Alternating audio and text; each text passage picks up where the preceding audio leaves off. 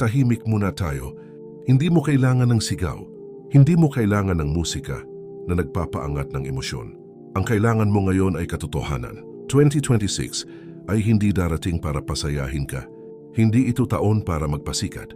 Hindi ito taon para ipakita sa iba kung sino ka. 2026 ay darating para subukan kung sino ka talaga. Maraming tao ang papasok sa bagong taon na may listahan ng goals. Pero mas kaunti ang papasok na may lakas ng loob na harapin ang sarili. At dito nagsisimula ang problema. Hindi ka nabibigo dahil kulang ka sa motivation. Hindi ka napag-iiwanan dahil wala kang talento. At hindi ka nahihirapan dahil masama ang mundo. Mas mahirap tanggapin ang katotohanan na ito. May bersyon ka ng sarili mo na ayaw kang umangat. Hindi siya halata. Hindi siya maingay. Hindi siya mukhang kaaway. Minsan mukha pa nga siyang ikaw. Siya yung boses na nagsasabing, bukas na lang. Okay lang yan. Hindi pa naman oras. Pagod ka lang. Hindi siya nananakot. Hindi siya naninira. Pinapatulog ka lang niya. At habang tulog ka, lumilipas ang oras. Akala mo ang kalaban mo ay kakulangan sa resources. Akala mo ang kalaban mo ay ibang tao. Akala mo ang kalaban mo ay sistema. Pero ang totoo, hindi lahat ng kaaway ay nasa labas. May kaaway na nakatira sa loob mo. Hindi siya masama. Hindi siya demonyo. Siya ay bahagi mo na hindi lumaki. Ang weak version ng sarili mo ay hindi tanga. Hindi rin siya tamad sa simula. Siya ay nasobrahan sa aliw, nasanay sa ginhawa, at natakot sa discomfort o hirap. At sa bawat pagkakataon na umiwas ka sa hirap, siya ang lumalakas. Sa bawat pagkakataon na pinili mo ang madali kaysa tama, siya ang nananalo. Hindi mo ito napapansin dahil hindi niya winawasak ang buhay mo agad. Unti-unti lang, dahan-dahan. Tahimik, isang oras na sayang, isang araw na lumipas, isang taon na parang ang bilis natapos ng hindi mo alam kung ano natapos mo. Hanggang isang araw, magigising ka na lang at mapapansin mo na ang buhay mo ay hindi bumagsak. Pero hindi rin umangat at mas masakit iyon dahil di mo alam kung sino ang sisisihin mo. Walang dramatic na pagkatalo, walang malinaw na trahedya. May isang tanong lang na bumabalik sa'yo. Ganito na lang ba ako hanggang dulo? Ito ang dahilan kung bakit hindi ito inspirational video. Hindi ito tungkol sa pag-angat ng emosyon mo. Hindi ito tungkol sa hype ng bagong taon. Ito ay confrontation. Isang tahimik na pagharap sa salamin. Isang tanong na hindi ka pinipilit sagutin pero hindi ka rin patatakasin. Kung ayaw mong makita ang weak version ng sarili mo, huwag kang magpatuloy. Pero kung handa kang makita kung ano ang pumipigil sa'yo, hindi para kamuhian, kundi para kontrolin, manatili ka hanggang dulo. Dahil kung hindi mo kayang talunin ang bersyon ng sarili mong ito, dadalhin mo siya sa buong 2026 at sa bawat desisyon, sa bawat araw, sa bawat pagkakataon, siya ang mamumuno. Hindi ka mahina dahil bobo ka.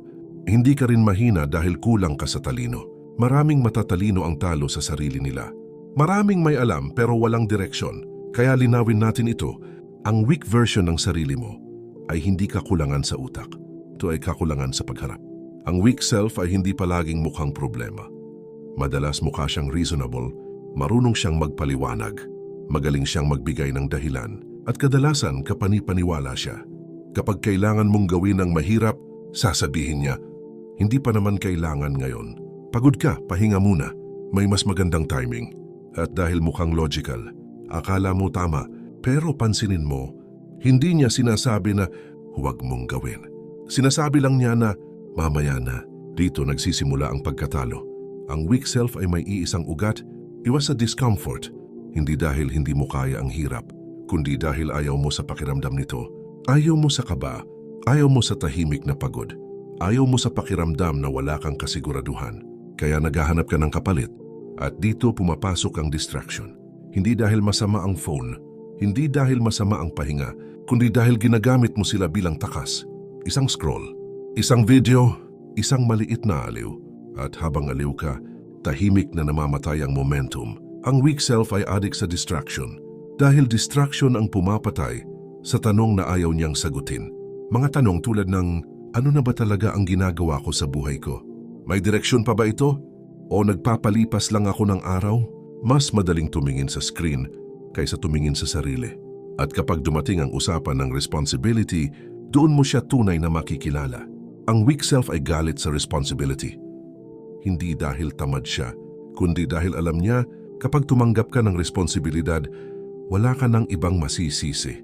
Wala ng sistema, wala ng tao, wala ng dahilan, ikaw na lang. At para sa weak self, yun ang pinakaayaw niya. Kaya pipiliin niya ang pagiging busy kaysa pagiging responsable. Pipiliin niya ang paliwanag kaysa aksyon. Pipiliin niya ang kaalaman kaysa pagbabago. Hindi kanya sisirain agad. Hindi kanya ibabagsak. Papatagaling ka lang sa parehong lugar. At kung hindi mo siya makikilala ngayon, akala mo ikaw talaga iyon. Pero hindi, siya ay bersyon mo na natakot sa pag-usad. May sinabi si Epictetus na hindi sumisigaw, pero kapag naintindihan mo, hindi ka na makakatulog ng pareho. Hindi ka ginugulo ng mga bagay, kundi ng pananaw mo sa kanila. Hindi ang hirap ang problema. Hindi ang responsibilidad ang problema. Hindi ang bigat ng buhay ang problema. Ang problema ay kung paano mo sila tinitingnan. Dito nagtatago ang weak self. Hindi siya umaatras dahil mahirap ang gagawin. Umaatras siya dahil napalaki niya sa isip ang hirap. Isang task pa lang, parang bundok na agad. Isang pagkakamali pa lang, parang katapusan na ng mundo. At dahil sa pananaw na ito, pinipili niyang umiwas. Pero pansinin mo, hindi niya tinatakasan ng buong araw. Hindi niya tinatakasan ng buong buhay. Tinatahak niya lang ang pinakamadaling bahagi at doon siya lumalakas. Ang weak self ay hindi sumisigaw. Hindi niya sinasabing, tumigil ka. Bumubulong lang siya. Okay lang yan. Hindi naman urgent. Wala namang makakakita. At dahil pabulong, akala mo sarili mong boses yun, pero hindi. Iyon ay pananaw na hindi mo sinuri. Pinapatulog ka niya sa maliit na aliw. Hindi sa malaking kasalanan. Hindi sa malaking pagkakamali. Sa maliit na, deserve ko naman. Sa maliit na, sandali lang. Sa maliit na, bukas na lang. At habang pinapatulog ka, hinuhubog niya ang ugali mo. Hanggang isang araw, hindi ka na nahihirapan. Sanay ka na lang sa hindi pag-usad. Ito ang babala ng Stoics. Hindi ka nila tinuturuan na labanan ang mundo. Tinuturuan ka nilang itama ang pananaw para hindi ka alipin ng sarili mong isip. Kapag mali ang pananaw mo sa discomfort, discomfort ang mamumuno sa'yo. Kapag mali ang pananaw mo sa responsibilidad, responsibilidad ang iiwasan mo. At doon nananalo ang weak self, hindi sa lakas, kundi sa kontrol sa lente, kung paano mo tinitingnan ang buhay. Kaya bago ka lumaban, bago ka magdisiplina, bago ka magbago, may tanong ka munang haharapin. Ano ba ang pananaw na matagal ko nang hindi kinukwestiyon? Dahil kung hindi mo babaguhin ang lente, kahit anong effort mo, pareho pa rin ang makikita mo. At kung pareho ang nakikita mo, pareho rin ang magiging galaw mo. Hindi ka kinokontrol ng weak self sa malalaking desisyon. Hindi sa isang araw na bumagsak ang lahat, kinokontrol ka niya sa mga bagay na normal na sa'yo. Kaya hindi mo na tinatanong. Unahin natin ang pinaka-obvious pero pinaka-itinatanggi. Una, phone addiction. Hindi mo binubuksan ang phone dahil may mahalagang kailangan. Binubuksan mo ito dahil ayaw mong maramdaman ang katahimikan. Isang scroll kapag may puwang, isang video kapag may kaba, isang notification para hindi mo marinig ang sarili mo. Hindi ka adik sa phone. Adik ka sa pagtakas. At tuwing pinipili mo ang screen kaysa sa katahimikan, tinuturuan mo ang isip mo na kapag may discomfort tumatakas ka, iyan ang unang control. Pangalawa, procrastination na mukhang pahinga. Sinasabi mo sa sarili mo, pagod lang ako, deserve ko magpahinga, bukas ko na lang gagawin. At minsan totoo, kailangan talaga ng pahinga. Pero aminin mo, marunong kang makaramdam kung pahinga ba ito o pag-iwas. Ang pahinga ay may hangganan. Ang procrastination ay walang katapusan. At kapag paulit-ulit mong tinatawag, ang pag-iwas na pahinga, hindi ka lang nagpapahinga, sinasanay mo ang sarili mong umiwas. Pangatlo, pag-iwas sa katahimikan. Tahimik ang kwarto, tahimik ang oras, tahimik ang isip, pero ayaw mo. Kaya may background noise, may music, may podcast, may kahit ano basta hindi katahimikan. Bakit? Dahil sa katahimikan, walang ibang kausap kundi ikaw. At may mga tanong doon na ayaw mong sagutin. Nasaan na ako? May direksyon ba ako? O nagpapalipas lang ako ng araw? Kaya mas pipiliin mo ang ingay. Hindi dahil masaya, kundi dahil mas ligtas. Pang-apat, sobrang paliwanag sa sarili. Ito ang pinakamapanganib na anyo ng weak self. Hindi kanya tinuturuan na sumuko. Tinuruan kaniyang maging mahusay magpaliwanag. Lahat may dahilan. Lahat may context. Lahat may justification. At habang mahusay ka magpaliwanag, lalo kang hindi gumagalaw, hindi ka tinatamad. Ayaw mo lang harapin ang sarili mo. Ayaw mong harapin na may responsibilidad kang iniiwasan.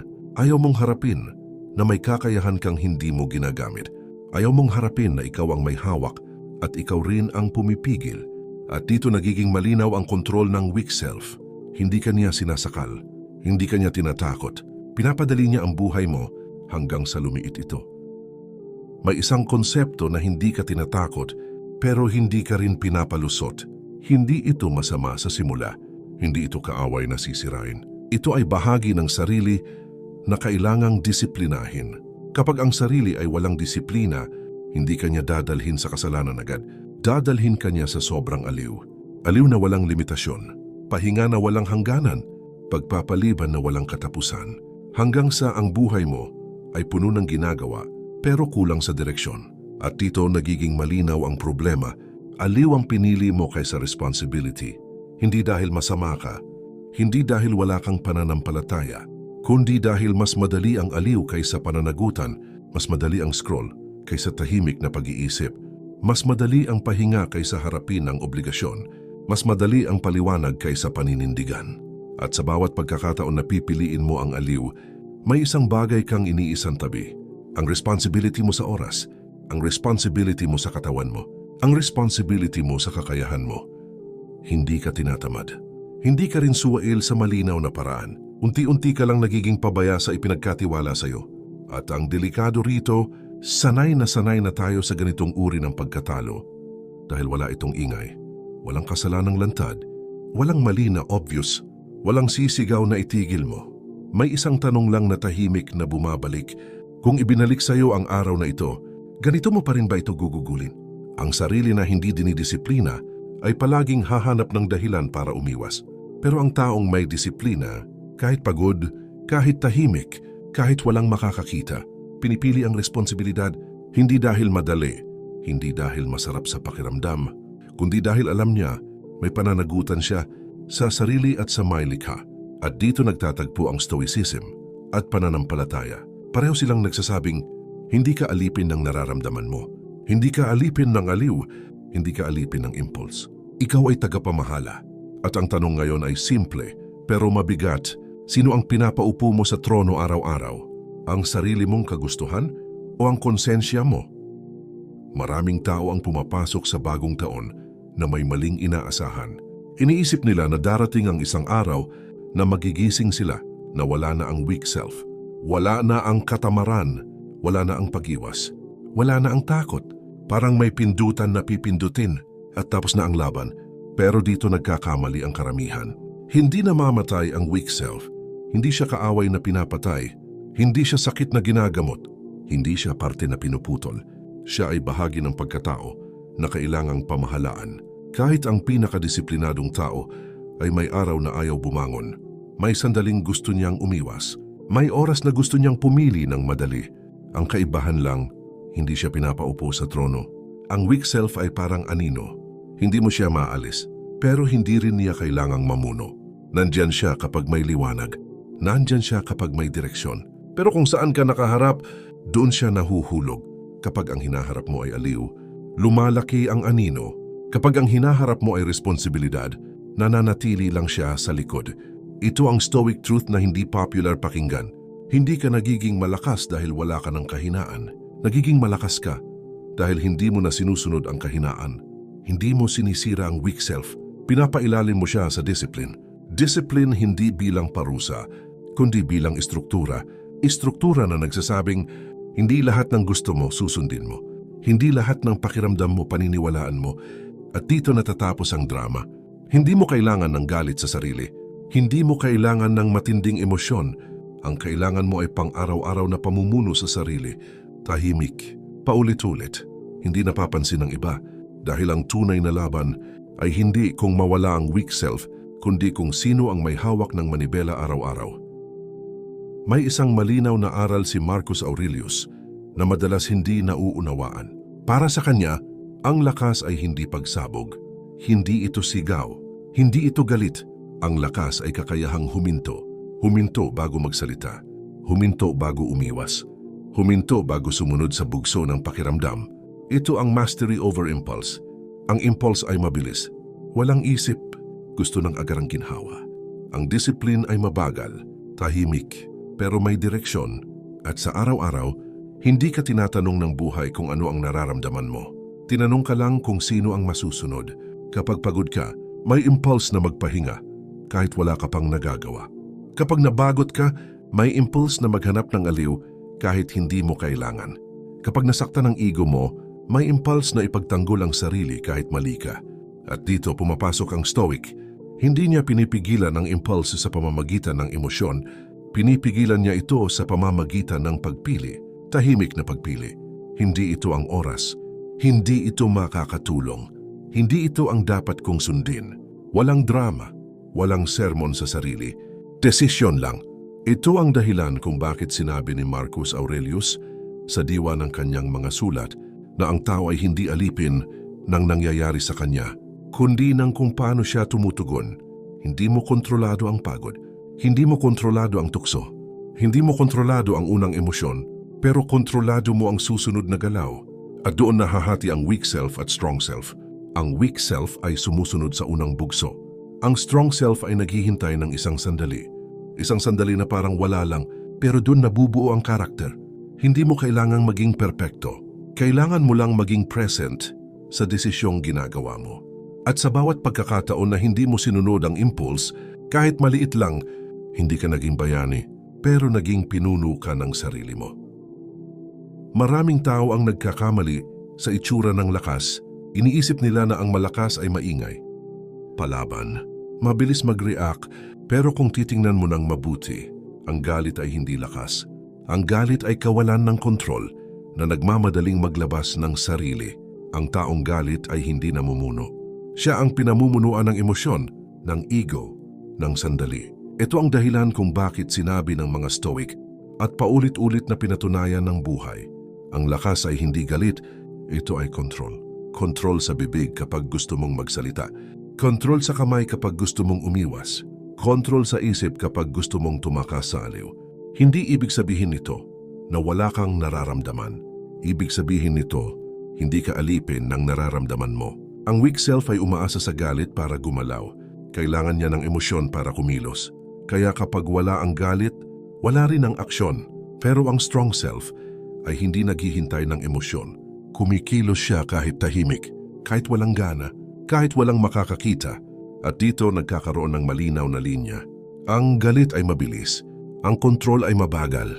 Ang galit ay nauubos. Ang kontrol ay naipon. Isang beses kang nagtimpi, walang nakapansin. 2 beses, wala pa rin. Pero sa ika-10, may nagbago na sa loob mo. Hindi sa pakiramdam, kundi sa kakayanan. Kaya kapag nararamdaman mong wala kang lakas, huwag kang maghanap ng galit. Huwag mong pilitin ang emosyon.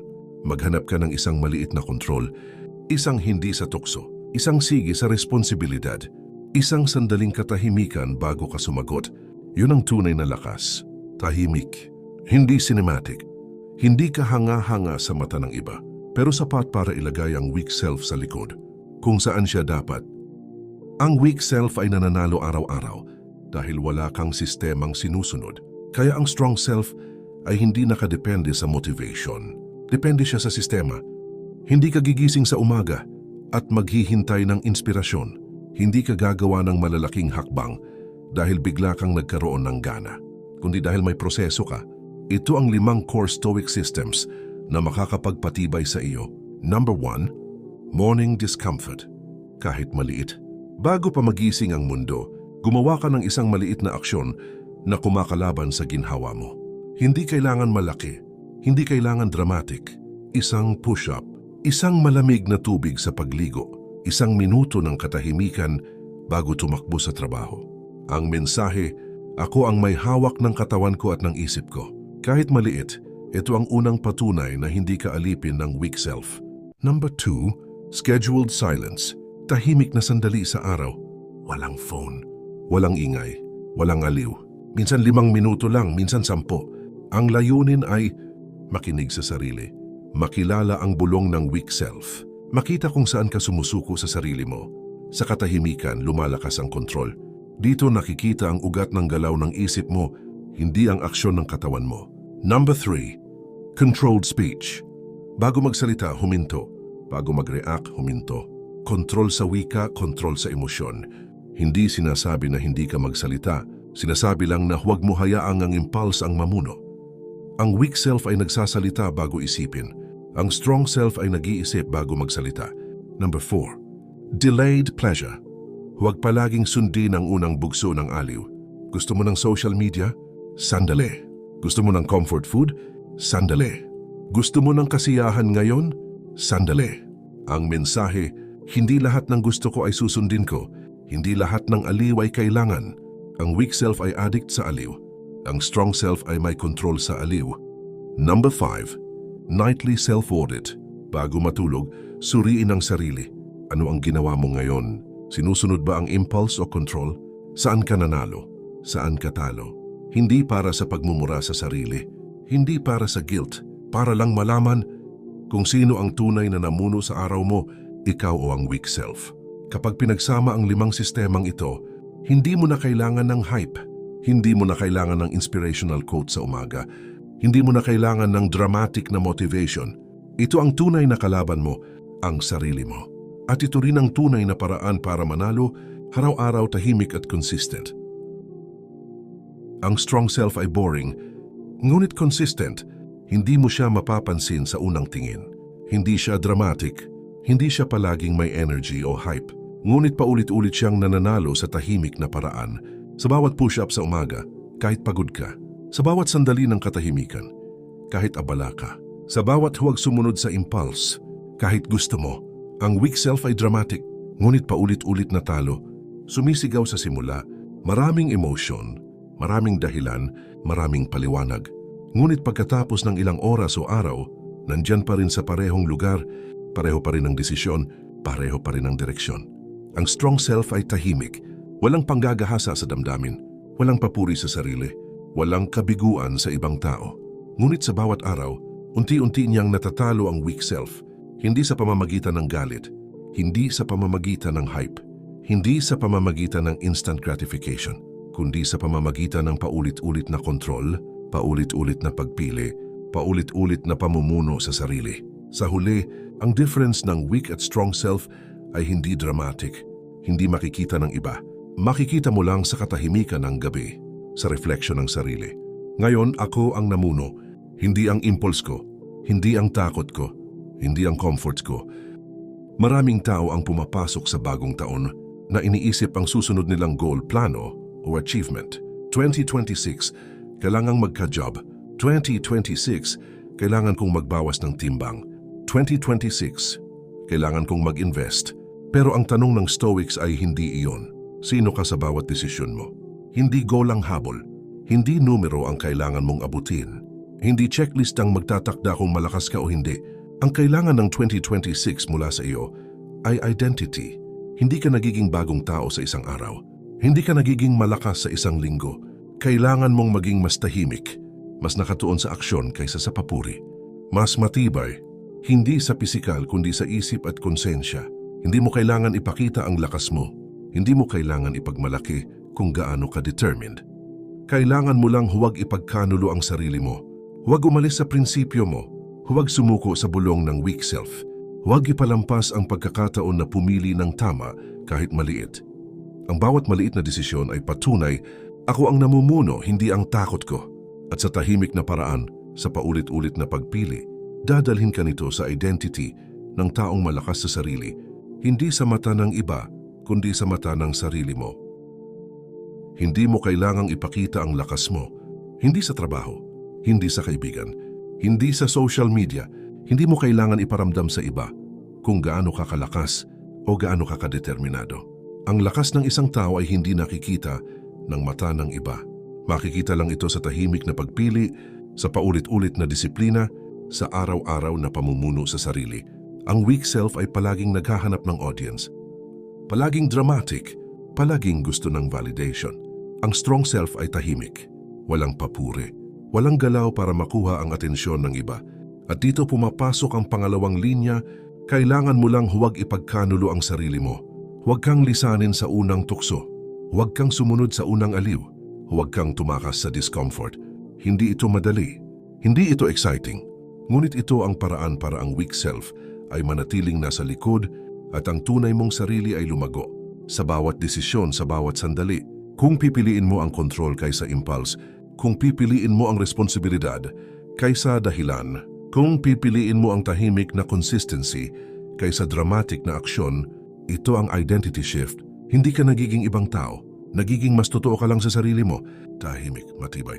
Sa ganitong paraan, ang buong 2026 ay hindi taon ng hype o dramatikong pagbabago. Ito ay taon ng kontrol sa sarili at tahimik na lakas. Tahimik muna. Walang musika, walang excitement, walang gimmick. Ngayon ay ikaw at ang sarili mo. Hindi mo kailangang maging spectacular. Hindi mo kailangang maging bida sa mundo ng iba. Hindi mo kailangang patunayan ang sarili mo. Ang kailangan mo lang ay huwag ipagkanulo ang sarili mo. Hindi sa lahat ng pagkakataon. Hindi sa bawat desisyon. Ngunit sa sapat na sandali at sa tamang aksyon, makikita mo ang pagbabago. Ang weak self ay palaging nandyan. Bumubulong, hindi sumisigaw. Pinapatulog ka sa maliit na aliw. Pinapakalma ka sa excuses. At kahit alam mo na ito, hindi mo siya matatalo sa isang gabi lang. Hindi mo siya matatalo sa isang linggo lang. Ang laban ay araw-araw, paulit-ulit. Tahimik, walang audience, walang papuri. Ngunit bawat maliit na desisyon, bawat sandali ng kontrol ay pag-aari mo. Ang lakas ay hindi galit. Hindi ito dramang nakikita ng iba. Hindi ito sigaw o hype. Ang lakas ay control. Control sa sarili. Control sa impulse. Control sa desisyon. At sa 2026, hindi ka naglalakad sa spotlight ng mundo. Naglalakad ka sa katahimikan ng sarili mo. Hindi mo kailangang ipakita sa iba kung gaano ka kalakas. Hindi mo kailangang sabihin. Hindi mo kailangang iparamdam. Ang kailangan mo lang ay manatili sa tamang landas. Kahit walang nakatingin. Kahit walang nakakaalam. Kahit walang immediate reward. Sa bawat umaga na pipiliin mong harapin ang discomfort. Sa bawat sandali na pipiliin mong huminto bago kumilos sa impulse. Sa bawat gabi na magre-reflect ka sa sarili mo, dadalhin ka nito sa identity ng isang tao na matibay, tahimik, at kontrolado sa sarili. Hindi ito madali. Hindi ito dramatic. Hindi ito instant. Ngunit ito ay totoo. At ito ay permanente sa paraan na mahalaga. Hindi sa mundo ng iba, kundi sa mundo ng sarili mo. At kapag natapos ang 2026, hindi mo makikita ang dramatikong pagbabago sa labas. Makikita mo ito sa loob. Makikita mo ito sa katahimikan. Makikita mo ito sa kakayahang sabihin sa sarili mo, ako ang may hawak, hindi ang takot, hindi ang aliw, hindi ang impulse. Manatili ka sa tahimik na disiplina. Manatili sa paulit-ulit na kontrol. Manatili sa pagpipili ng tama kahit walang nakatingin.